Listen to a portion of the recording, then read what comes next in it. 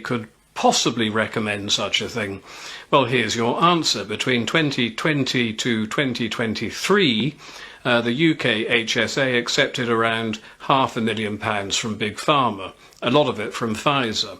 And here's the University College London Hospital's NHS Foundation Trust, which took over £1 million from Big Pharma over the COVID years, and notably from Pfizer and AstraZeneca.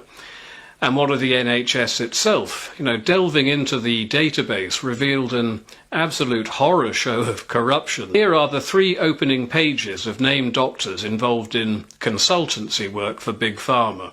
And here's a page of Abduls. Now let's take a random Abdul and see what comes up. I'll pick Abdul Jahangir, top right. There you go, close to £4,000 from AstraZeneca. I could go on. There are hundreds of these pages and thousands of doctors' names, and finding one without Pfizer or AstraZeneca payments is no mean achievement. The corruption is off the scale. Now, why doesn't Britain's Medicines and Healthcare Products Regulatory Agency, or MHRA, do something about this corruption, you might ask? And the answer is because the MHRA received over £13 million from Bill Gates over the last few years.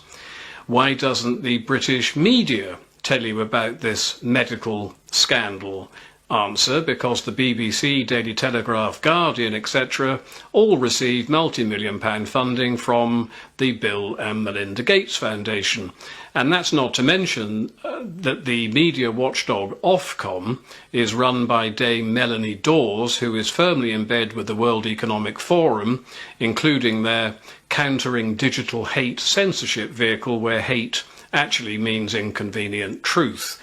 And Melanie Dawes, of course, was behind the removal of genuine truth-teller Mark Steyn from GB News.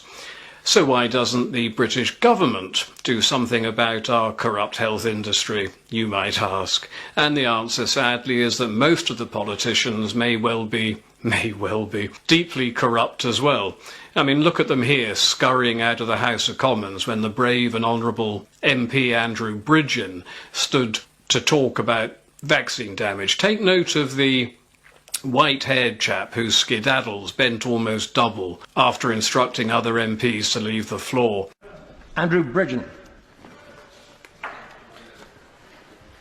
Mr Deputy Speaker, on the 13th of December last year, I was kindly granted an adjournment debate on the potential harms that emergency use experimental mRNA COVID-19 vaccines cause.